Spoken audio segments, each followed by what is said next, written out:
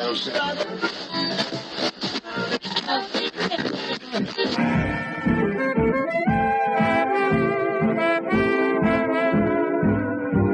is the Relic Radio Show, old-time radio entertainment still standing the test of time, from relicradio.com.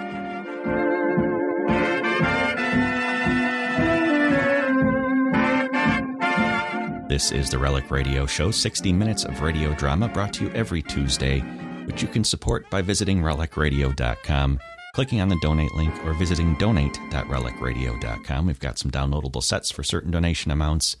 Your support is how this show keeps coming to you every week. Thank you, as always, to those who have helped out. Now, today we're going to begin with Luke Slaughter of Tombstone.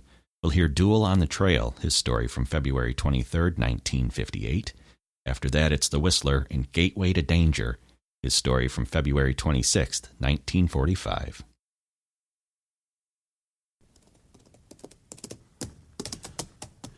Slaughter's my name. Luke Slaughter. Cattle's my business. It's a tough business. It's a big business. I got a big stake in it. And there's no man west of the Rio Grande big enough to take it from me.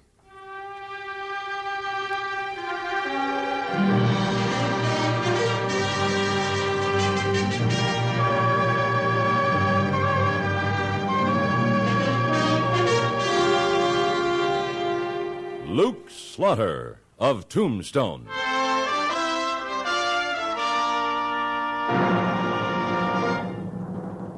Luke Slaughter of Tombstone, Civil War cavalryman turned Arizona cattleman.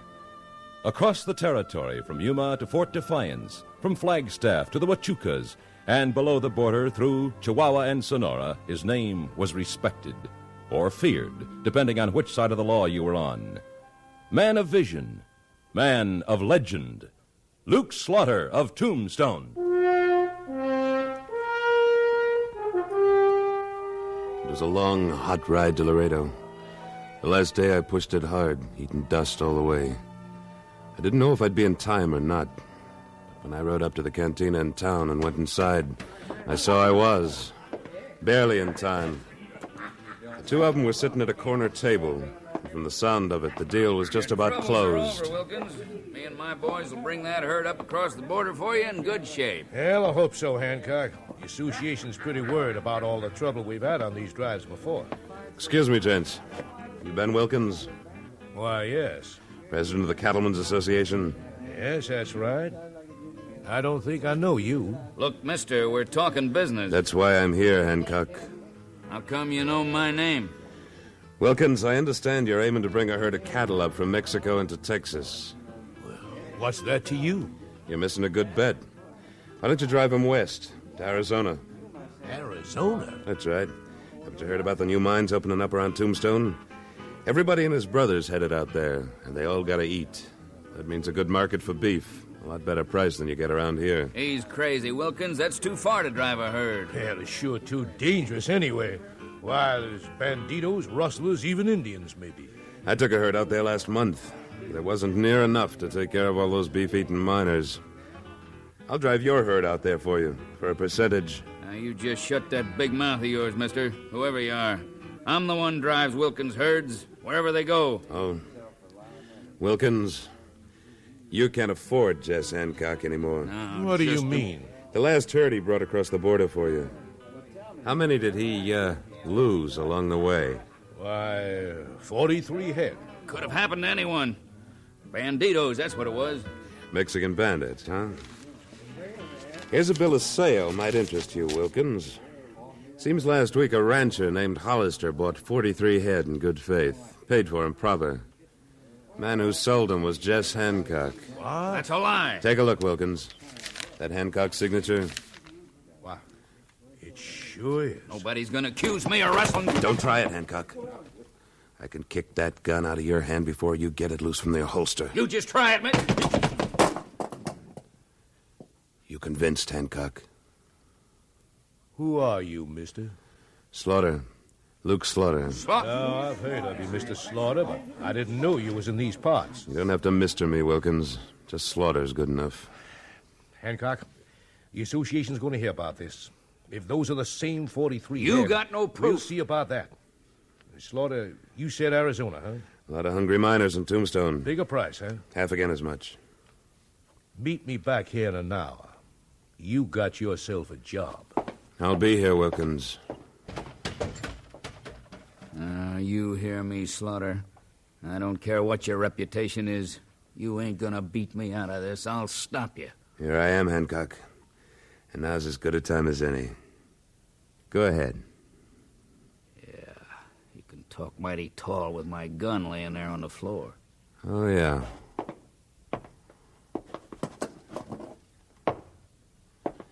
Your gun. There it is, Hancock. And I'm just as far from that table it's sitting on as you are. Now go ahead. There's other ways, Slaughter. There's other ways.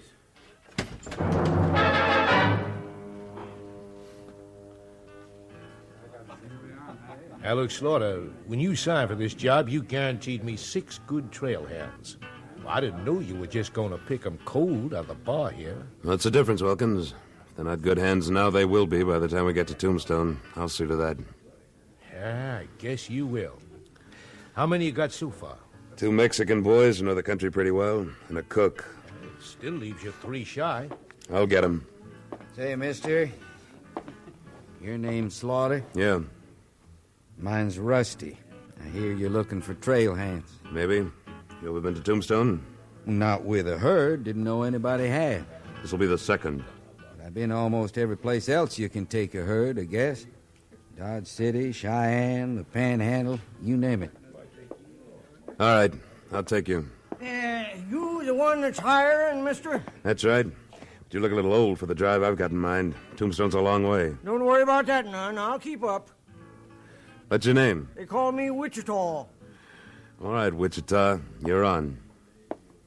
Got room for one more, Slaughter? Who are you, son? Name's Carson. Jim Carson. You ever ridden trail before? No, but I don't figure it'd be too tough. Besides, Slaughter, I come in handy when there's trouble. Oh? How about when there's work? I'll work. I need the money. I want to buy me a gun. You already got a gun. I want to get me another one. All right, I'll put you on.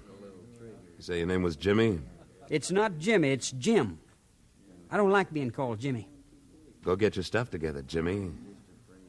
I guess you didn't hear me, Slaughter. I said I don't like being You called want to come along or don't you? I want to come. Then get moving, Jimmy. I don't like that one, Slaughter. He's on the prod. Could be, Wilkins. Why take a chance with him, then? I don't want any trouble with this herd. Now, just a minute, Wilkins. I didn't guarantee no trouble. Matter of fact, I'd be surprised if there wasn't. I guarantee just one thing, to bring that herd through. That you can count on. I've seen young punks like him before, Slaughter. They go around with a chip on their shoulder trying to show how tough they are. He probably heard about you.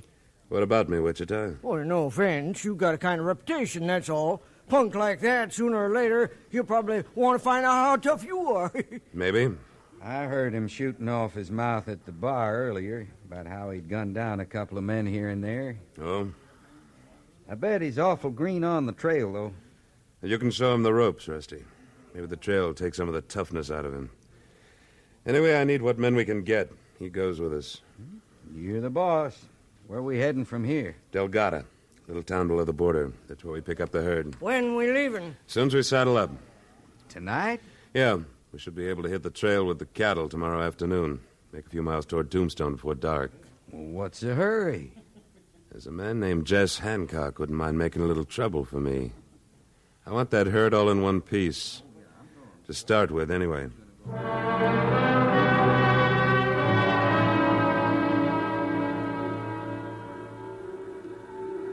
Pretty good-looking herd, Rusty. Yeah, but no herd's worth pounding leather like we did all the way down here to Delgado. Slaughter said he wanted to make it by this afternoon. He did. Where is he, anyway? Signing the papers over there at the pens.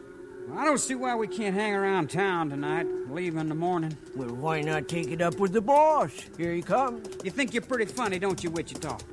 Just once in a while, son. Well, I guess we're all ready. Rusty, how about the cook? Oh, he's got all the grub loaded in the chuck wagon, ready to roll. Good. Senor. What? You're Slaughter? Yeah, who are you? I'm Carlota. You are going to Arizona? Yeah, Tombstone. Why? Take me with you. What? I want to get away from this place. I want to go to Arizona. Please take me with you. Sorry. What are you doing here, Carlotta? Come on, back to the cantina where you belong. Well, Jess Hancock. How come you're down here? This is my stamping ground, Slaughter. Or was. I ain't forgot. I didn't figure you had. First you take my job, now you try to take my girl. Now, just a minute, Hancock. Don't get things any more twisted up than you can help. Get moving, Carlotta. You leave me alone. Get out! I hope you have a real pleasant trip to Tombstone, Slaughter. I better have.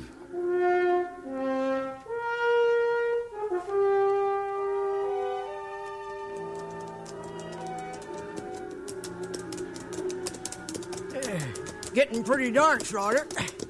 Don't you reckon we'd better get that herd bedded down for the night? A little further. You've been avoiding the regular trail. Expecting trouble? I usually do, Wichita. I've been watching you around horses, Slaughter. Been thinking you was in the cavalry. Oh? I heard about a man named Slaughter once. Commanded a regiment from Illinois in the war. Yeah? Raiders, they was. Used to raid across the line. This Slaughter I heard about, he always used to come back leading a string of Confederate horses with their saddles empty. I've been thinking you're the same Slaughter. And I've been thinking you're a pretty nosy old man. Yep, that's me. Well, this is far enough. Rusty, go bed down here. Right. Wichita, that chuck wagon of ours. I just saw the tarp move. There's somebody inside. Yeah, I saw it too. All right, Carlotta. Oh. Get out of there. Please, senor, I want to go to Tombstone. You picked the wrong way. But you don't send him back now. It's night. It's wild country. You wouldn't do that, would you? You counted on that, didn't you? All right, you'll go with us. Oh, gracias. But you'll earn your way. You'll help the cook. You'll clean up after him. You'll wash the dishes. Work me like a horse, huh? Or worse. Maybe you like the horses better. There's one big difference. I invited the horses.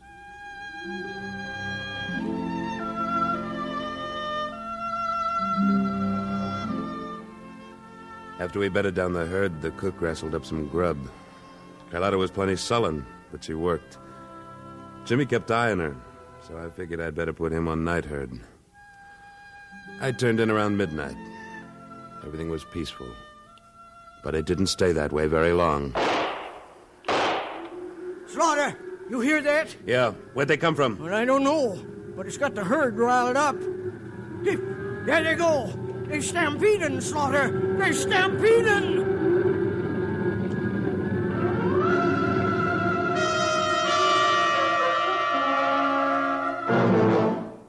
In a moment, Luke Slaughter of Tombstone returns.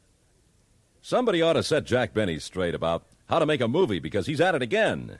When you join him later on today, CBS Radio's misguided matinee idol will attempt his own version of a famous movie. To make it even better, Hollywood producer Stanley Kramer, who made the movie, will be right there when he does.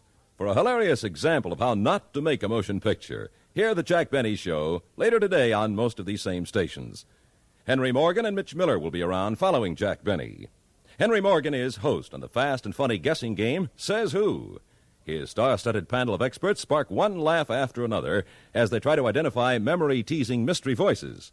And speaking of stars, you'll find an hour of fast and funny conversation with the biggest name stars of Hollywood and Broadway waiting for you on CBS Radio's Mitch Miller Show tonight.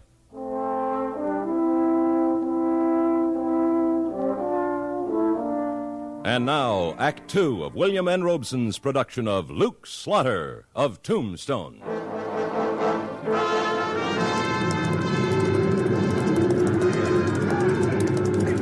Wichita, turn him in! We gotta get him turned to melon! You're getting too close, Slaughter! Jimmy, Rusty, over there! I Skipper and the bunch in the lead. Slaughter, watch out! They'll run you down. Yeah, get around. Dusty, head off that lead steamer. Right. I got it. You know. Keep milling. That's it. Let's get him slow. Whoa. Barbara. Yeah. That was close, Wichita. Yeah. I thought I'd seen everything, Slaughter. But I guess I was wrong. What do you mean? Riding into that herd the way you did. You know a better way to turn him? You could have been run down, killed. Maybe. Jimmy, come on over here. Look, Slaughter, up on the ridge. Small fire. Could be Indians. We'll go up and take a look in a minute. What do you want, Slaughter? Those 2 shots that started the stampede. Sounded like they came from over near where you were. You fire those shots, Jimmy? I said, did you fire those shots? Yeah. Why? Well, I thought I saw something moving in the dark near me. Figured it could be trouble. So you just hauled up and blasted away, huh? Pretty spooky with that 6-gun of yours, aren't you? I tell you, I thought someone was coming at me. You almost cost us the whole herd. You want 2 of those guns, but 1's too much for you. I'm taking your 6-gun, Jimmy. No, you ain't, Slaughter. I'll leave you your rifle in case you run into trouble on the way to Tombstone. But I can't take any more chances on that itchy trigger finger of yours. Now hand it over. Ain't nobody gonna take my gun away from me. I'll draw on you before I let you. No, you won't.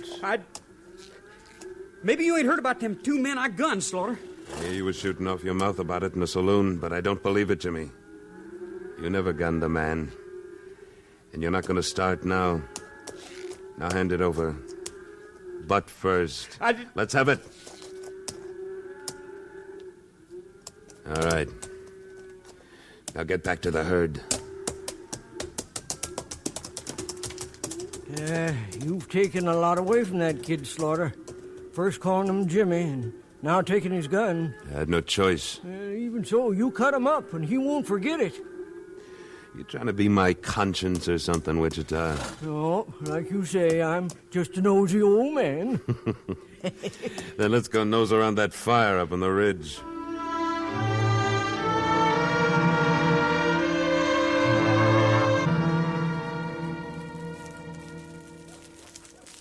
Throw some dirt on that fire, Wichita. Get it out. Right. Nobody around here. You know, this could be a signal fire. Think it was Indians that lit it? I doubt it. I think it was intended as a signal for Jess Hancock, so we could locate the herd. You suggesting somebody in our outfit set off the fire? Could be. With the stampede, we was all there. The fire could have been lit just before the stampede. You say somebody in the outfit, that'd include me? Yeah. Right now, Wichita, there's only one person in the outfit I'm sure of. Who's that? Me.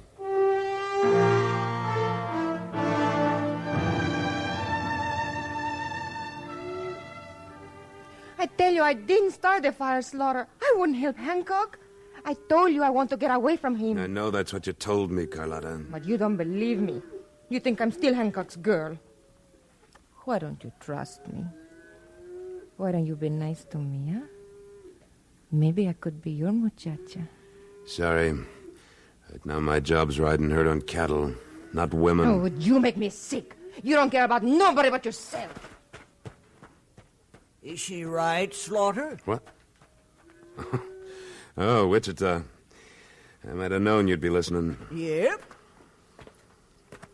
Well, Slaughter, the herd's quieted down. 2 Mexican boys are keeping an eye on it. Did Carlotta admit anything? No. I wouldn't trust her any. I don't, Rusty. You want us for anything more, or can we turn in? In a minute. I want to lay out the plans for tomorrow. I think we're in for some trouble. How so?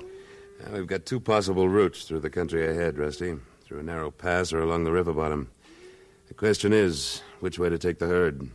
You expecting to be dry gulched? I wouldn't be surprised, Jimmy. That narrow pass would be the logical place for a bushwhacking. Why not take the herd through along the river bottom? Well, there's one thing wrong with that, Rusty. Hey, it could be just what Hancock wants you to do. Right. He might be trying to outfigure me. There's a lot of willows and underbrush along that river bottom. He could be holed up there. That's why we're going to take the herd through the pass. We'll start right after sunup.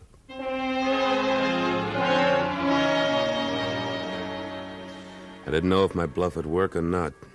It was the only way I could find out who Hancock's spy was. I rode away from camp toward the herd. Whoever it was, I had to give him a chance to make a move. And it didn't take long. Pretty soon I heard muffled hooves moving away. I rode back to camp and took a look. It was Rusty. He was gone. Carlotta's gone too, Slaughter. I guess she wasn't so anxious to get away from Hancock as she let on. So Rusty's going to tell him that we're bringing the herd through the pass. It's just what I wanted him to do. Unless he knows this country a lot better than I do, he's going to lead me right to Hancock. You're going after him? Yeah. They should give me the slip. We're going to be in for some trouble. What do you want us to do? Split the outfit in two, Wichita. Take half the herd through the pass, the other half through the river bottom. Be ready for trouble, especially in the pass. Let me take the pass, Slaughter. You sure you want to? Yeah, real sure. And I think I can handle it. I think you can, too. Oh, and, you might be needing that 6-gun of yours. Here it is, Jim. Thanks. Luke? Slaughter will do. Get moving at sunup. Join up on the other side and wait for me. I picked up Rusty's trail.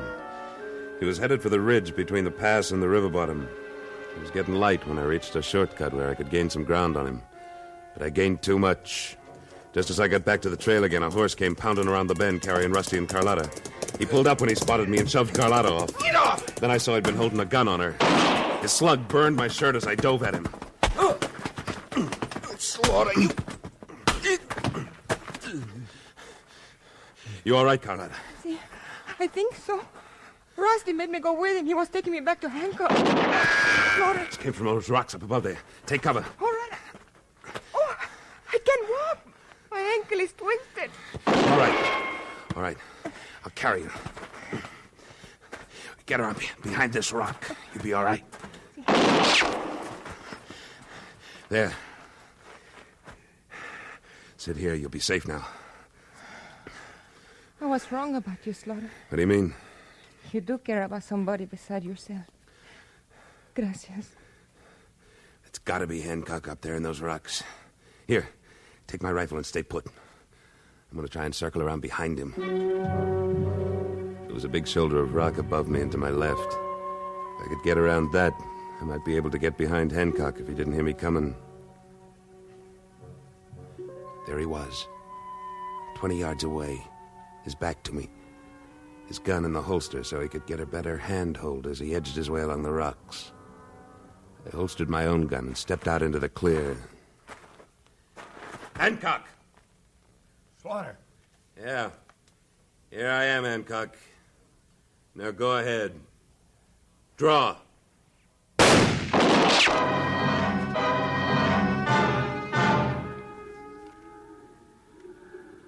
I don't like it, Wichita.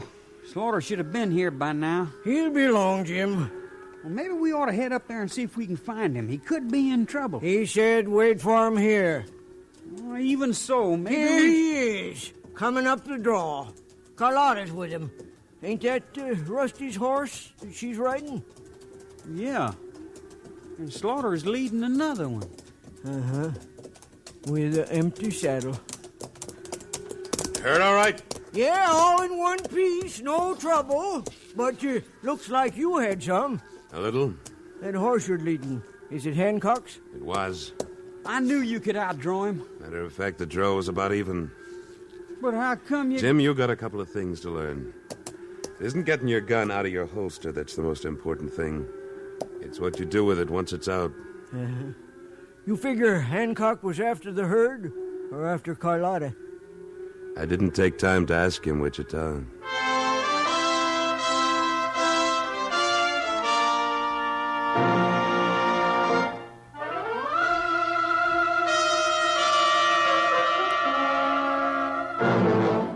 Luke Slaughter of Tombstone, starring Sam Buffington. Written by Robert Stanley with editorial supervision by Tom Hanley and directed by William N. Robeson. Supporting Mr. Buffington in the first of this new series were Lillian Baeff, Eddie Marr, Herb Vigran, Sam Edwards, Junius Matthews, and Vic Perrin. Next week at this time, we return with... Slaughter's the name. Luke Slaughter. When we meet up again, you can call me that. Luke Slaughter.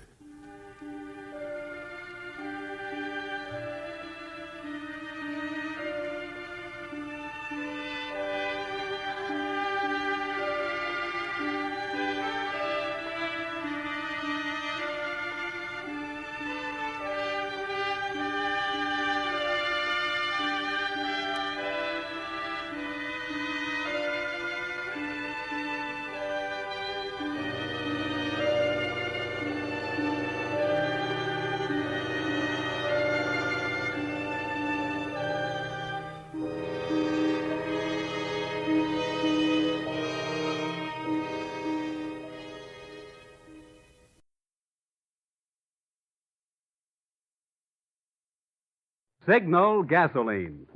Let every traffic signal remind you you do go farther with Signal. Yes, you do go farther with Signal.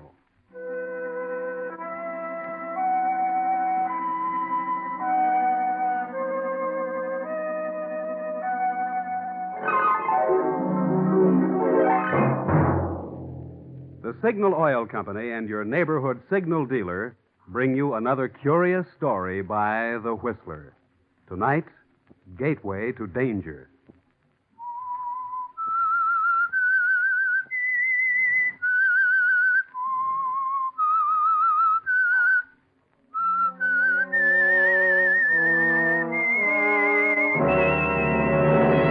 I am the Whistler, and I know many things, for I walk by night. I know many strange tales hidden in the hearts of men and women who have stepped into the shadows. Yes, I know the nameless terrors of which they dare not speak.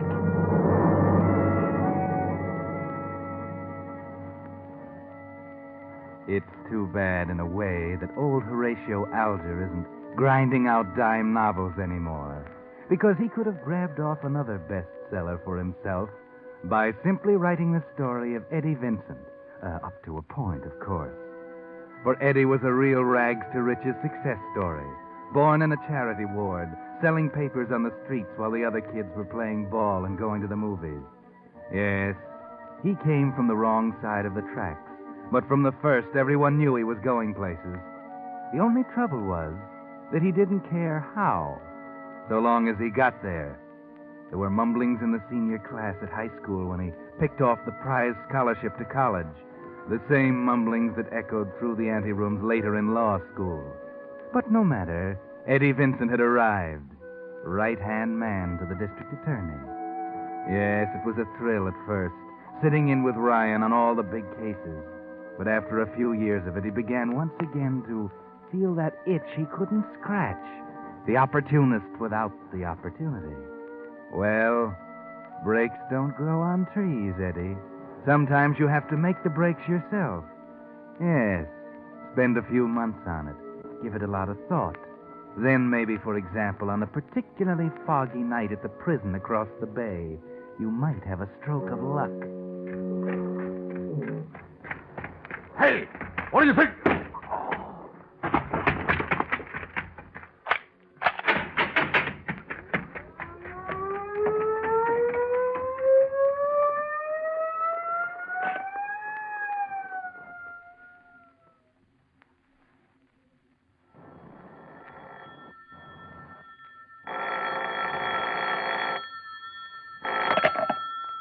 District Attorney Ryan. Yes? What? When? I see. Tell the warden I'll see him as soon as I can. Oh, Eddie. Yeah? Warden Campbell is on his way here. Warden Campbell? Yes, Bugsy Malone just escaped from prison 5 hours ago, about 3 a.m.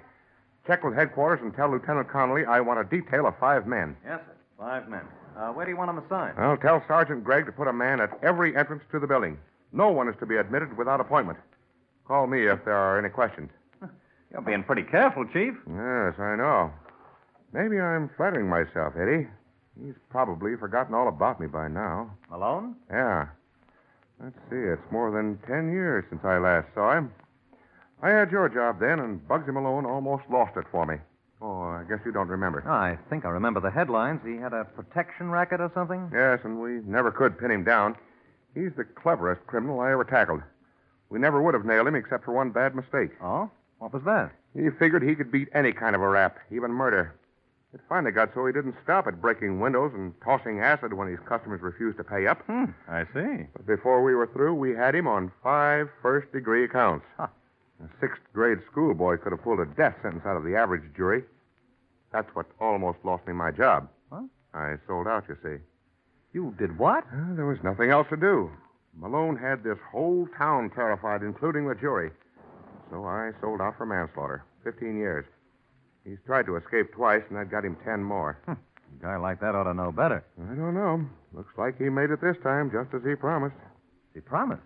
Eddie, I didn't get those guards over here to play pinochle. No, Malone's too well known to hide out very long. He knows it. He's just hoping it's long enough. Long enough for what, Chief? Long enough to keep his promise to put a bullet through my head.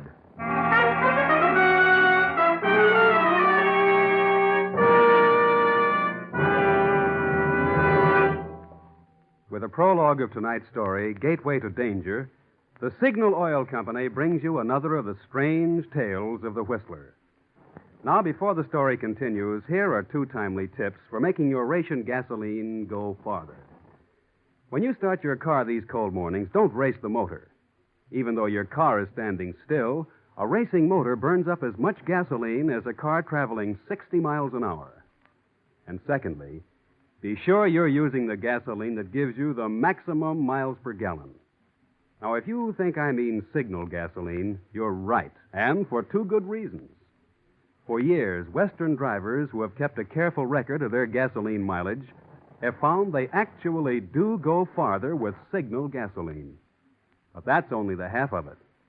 Although certain gasoline ingredients are now reserved for war, the ingredients which gave gasolines their flashing pickup and speed, Signal Oil Company is still producing the very finest gasoline which can be made today. And the famous Signal formula still places the emphasis on mileage. Since the only way you can get in extra miles of driving today is to get the most miles possible from every ration gallon, you really owe it to yourself to give Signal gasoline a trial. Invest your next ration coupons with your neighborhood Signal dealer. And see if you don't agree with thousands of Western drivers who say you do go farther with Signal gasoline. And now, back to the Whistler.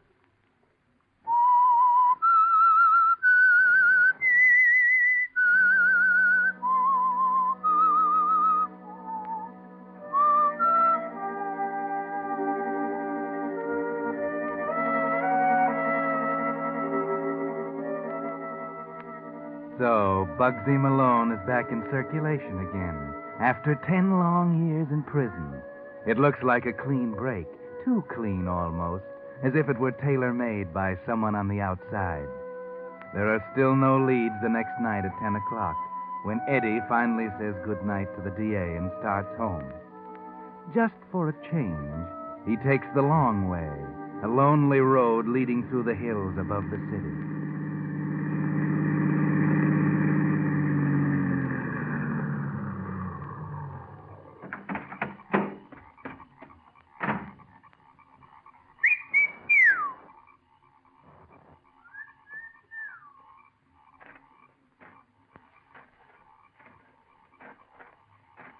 Okay. You can stop now. Huh. Hello, Bugsy. You're right on time. Yeah. Where are you staying? Never mind. Okay. You didn't slip up anywhere? No. How can I miss for them keys? You couldn't have been followed. What's the matter? Nervous? I don't do this every night. Neither do I. Where's the dough? Here? You can count it later. This goes with it. A rifle? Yeah, with a telescopic sight. I don't get it. What do I want? You're still interested in Mr. Ryan, aren't you? What's that got to do with... Listen. He lives in Shelton. Now, don't give me that. I know where he lives. Mm-hmm. So you're planning to walk into the Sterling Hotel and introduce yourself to the dozen or so cops in front of his apartment? Well, I don't He know. has a house in Shelton, about 50 miles south of town. He's going there this weekend, on Friday night. And no one knows it except me. Here's the address. It's on a hill, sort of an estate, with a wall around it and a gate on the drive. He'll get there about 9 and stop at the gate. There are 2 big lights on either side of the gate. I still don't get the rifle. There's a hill right opposite the gate with trees on it. With that silencer and the scope, you can't miss. Oh. There's just one thing, Bugsy. You know the chance you're taking? Every cop in the state will be on your tail inside of an hour. It's still better than a pen. All you wanted was a chance. Now, if you slip up... Yeah, I know. It's strictly my own idea. You got rid of the keys? Yeah. Okay. It's your baby from here on. We won't see each other again. Unless... Unless what? Unless you get caught. And if you do, Bugsy, I'm going to hang you.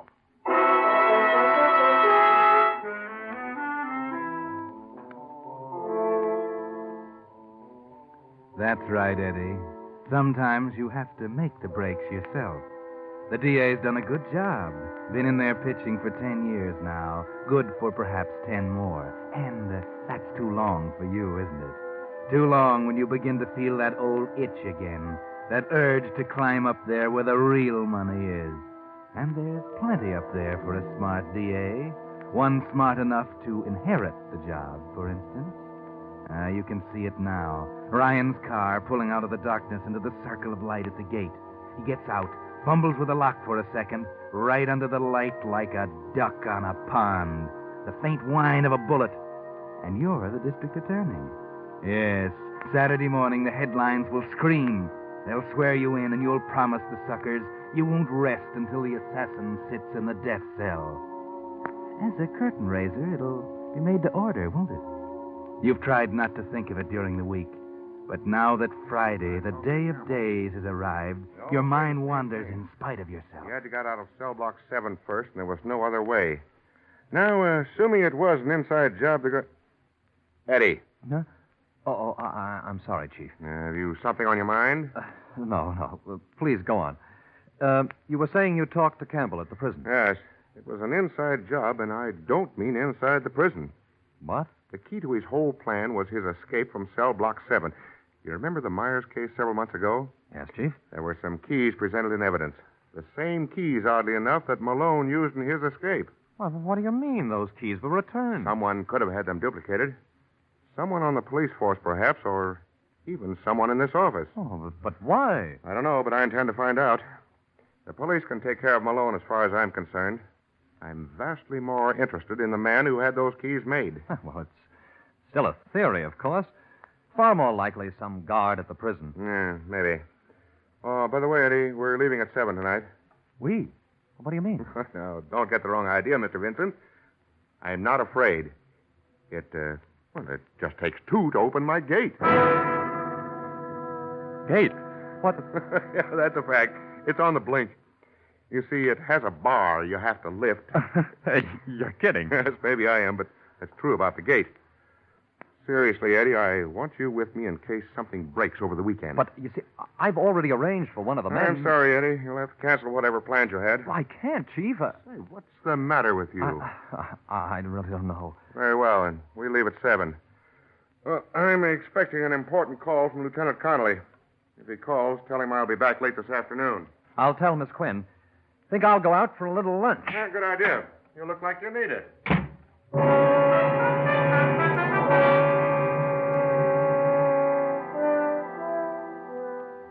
But Eddie isn't thinking about lunch as he walks down the street, unconscious of the milling crowd.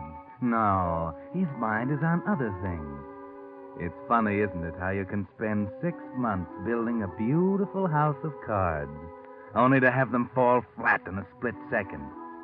That gate, of 1,000,000 gates in the world, that had to be the one it took 2 to open. What's the matter, Eddie?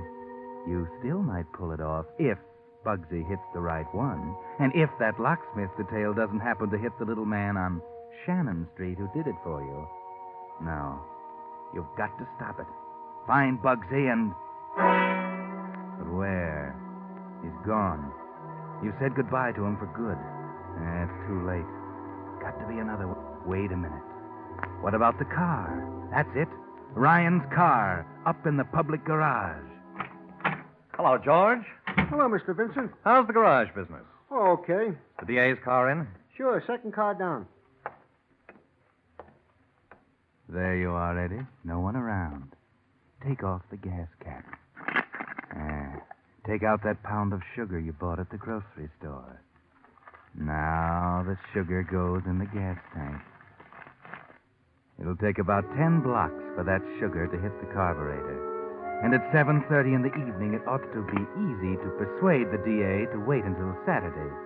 Let Bugsy sit on the hill all night. He's got $500 in his freedom, hasn't he?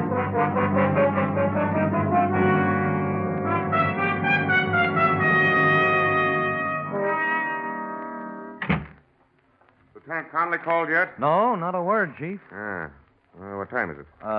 6. Well, I'll have to call him from down there. Come on, let's go. Oh, you may as well wait here, Chief. I'll go and pick up the car. My car's been in the shop for the last couple of days. Had to borrow one from the department. It's right outside. Come on, let's go.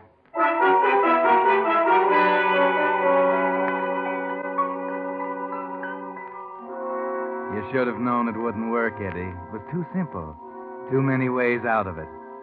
Something must be wrong with your head. No one in his right mind would have depended on a kid scheme like that. At least he's letting you drive. That's something, anyway. You're 10 miles south now. Coming into Bellevue. 40 miles to go. That's about an hour, Eddie. 1 hour to think of something. But you can't think. Your heart is thumping like a trip hammer. Your Adam's apple is a ball of sandpaper. You're way ahead of schedule. 9 o'clock, you told him. Maybe you could hurry. Cover the 40 miles in less than an hour. Arrive at 8 instead of 9. No. That wouldn't work either. Bugsy didn't operate that way. He's probably been there since this afternoon, sitting on the hill with a rifle across his knees, waiting. Here's Bellevue. You've still got a chance. Take it easy, Eddie. Be calm. Think. This is Bellevue, Chief. Yeah, so I see. I'm a little hungry. Why not wait till we get home? There's a nice little steak place down here, and we're ahead of time. Suppose I buy us a dinner. Well, I did want to get down there early. Oh, come on. Forget you're the DA for once. Okay, but I'm going to stick you for the best steak in the house.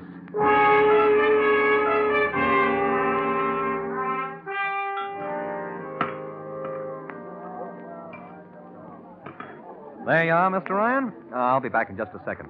Order me the next best steak in the house, will you? All right, Eddie. You have a better idea now. Thinking a little more clearly. Still have plenty of time. First, over to the drugstore across the street. Yes, there's a phone booth. Now the book. Ah, there it is. Hamilton's Steakhouse. Get the phone number.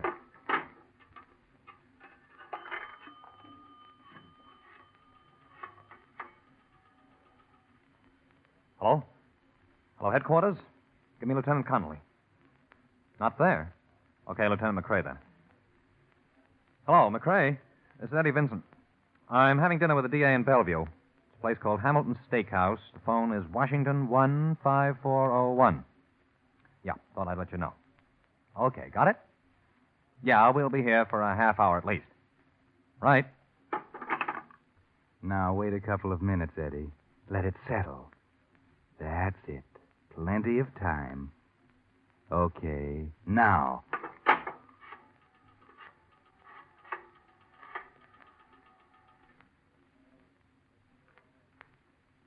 Hello, headquarters. Listen, I've got a hot lead on Bugsy Malone. Tell the district attorney I'll meet him at his office in an hour. He's gone? Well, that's too bad. No one else will do. Never mind. You'll find out who this is soon enough. Oh, you know where the DA is. That's better. Make it 8 o'clock.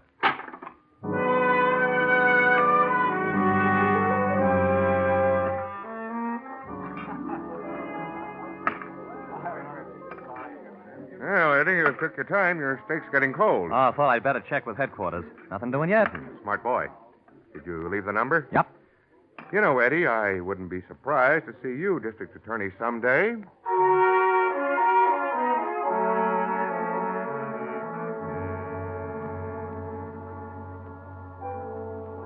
You're hoping that desk sergeant was as dumb as he usually is.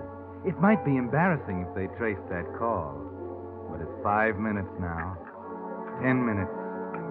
15. What happened to them? Where's the call?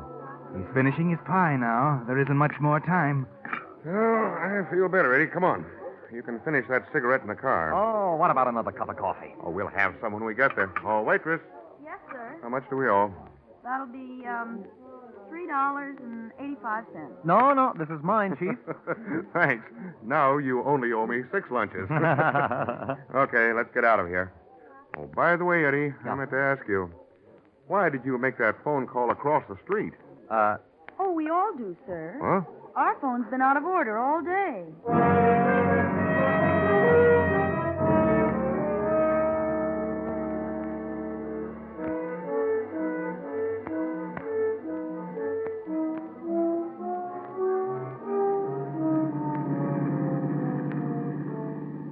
Quarter past 8, Eddie. 20 miles to go. And 2 strikes against you. There's only one thing left to do. Well, snap it up a little, Eddie. You can do better than 30 miles an hour even in this hack. Okay. You know, I still think I was right on that key business. We found a little joint on Shannon Street. Huh? Yeah, I'm almost sure he was the one. Been mixed up with a lot of suspicious characters. Did you find anything? No, that's the trouble. The old boy died last month.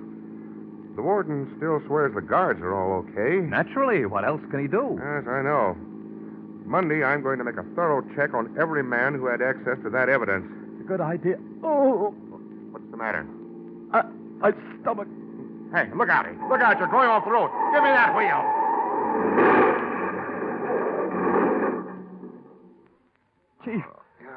Chief, are you all right? Just my knee. I must have got a cramp or something. Hey, help me, will you? Yeah, sure. Gee, I'd better get you back to the city. I know, I'm okay. Here, take it easy. Yeah, hold on there. That's right. Thanks. There you are. It's okay now. Be stiff in a minute, though. What about you? Huh? Oh, I don't know. Something seemed to grab me all of a sudden in my stomach. How about the car? Oh, it's not bad. I'll have it pulled out tomorrow. What's going on down there? Car off the road. Anybody hurt? No. Hey, I don't suppose you have anything for pulling us out of this ditch? Sure. Got a chain right here in back. Can you beat that for luck? But you don't suppose we can drive it? I Why mean, not? the car's... It's just eased over on the side. Yeah, but what about your knee? Oh, I'll take a hot bath when we get there. I can't get over our luck. A guy with chains. That would happen one time in 1,000. Yeah, 1 in 1,000.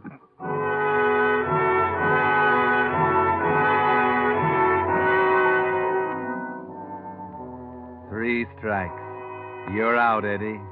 On the home stretch now, winding up the narrow road toward the gate, toward the day of judgment, the pearly gate of Valhalla. That's a laugh, isn't it? Maybe St. Peter will be there to give you a hand when you step into that circle of light. Okay, you can stop here.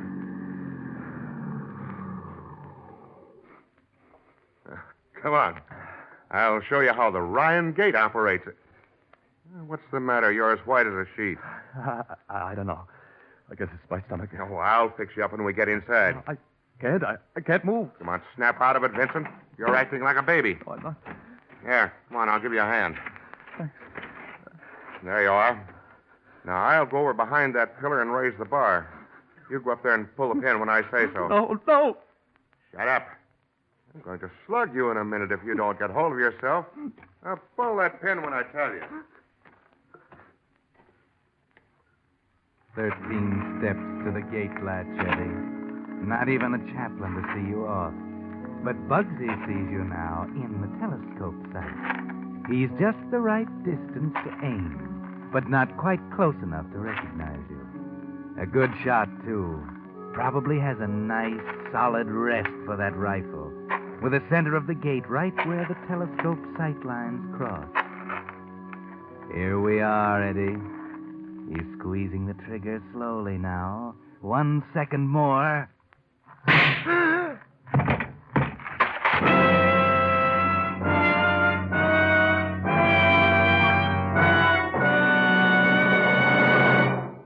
But that's not all of tonight's story. The Whistler will return in just a moment with a strange ending of tonight's tale. Meantime, a word on that driving bugaboo you hear so much about, carbon. Just what is carbon? What causes it? And how does it affect your motor's performance? Well, so does carbon, soft carbon. Coal is another form of carbon, hard carbon. There's not a motor oil made that doesn't form some kind of carbon. But here's the important point. Many motor oils form hard carbon, the kind that causes knocking, overheating, loss of efficiency, and lowered gas mileage. That's why the new solvent refining method used in making pure paraffin-based Signal 4-Star motor oil is acclaimed one of today's greatest advances in motor lubrication. You see, because of solvent refining, Signal 4-Star motor oil actually forms less carbon, far less by actual tests than many leading brands.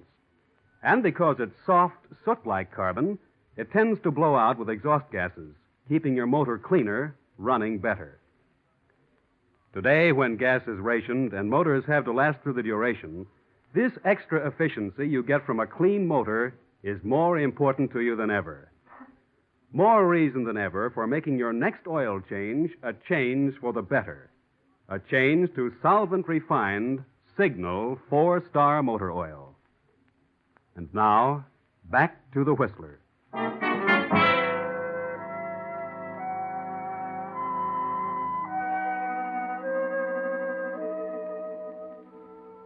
Yes, Eddie Vincent knew the cards were stacked against him, that he didn't have a chance.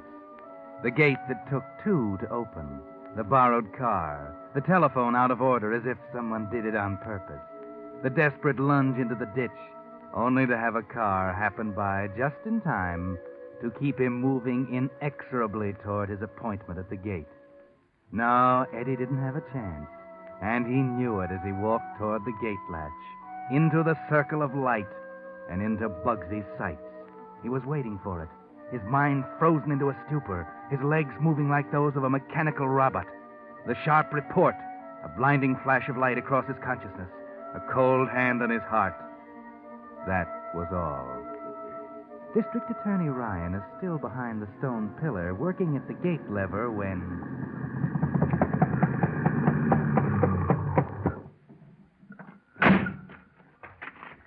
That's you, Mr. Ryan? Connolly, what are you doing here? Say, did you hear my tire blow out?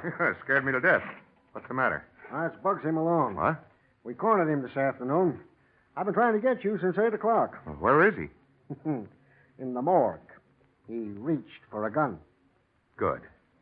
Hey, what's the matter with him? Who? Him. Good Lord, Eddie. Eddie. Passed out, huh? Passed out nothing. He's dead. He was sick. Did he hit his head or something? No, I don't know what happened. Must have been a heart attack. There isn't a mark on him.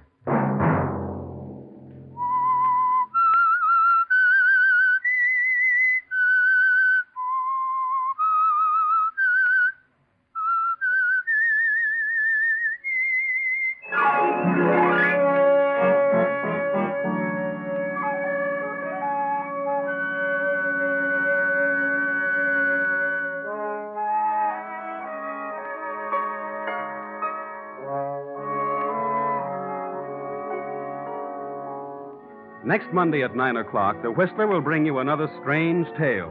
The curious story of death marks the double cross. The Whistler is broadcast for your entertainment by the marketers of Signal gasoline and motor oil and fine quality automotive accessories, and by your neighborhood Signal dealer. This program, directed by George W. Allen, with story by Harold Swanton, music by Wilbur Hatch, is transmitted to our troops overseas by the Armed Forces Radio Service. Bob Anderson speaking, and reminding you to let every traffic signal remind you do go farther with Signal gasoline. Yes, you do go farther with Signal. This is CBS, the Columbia Broadcasting System.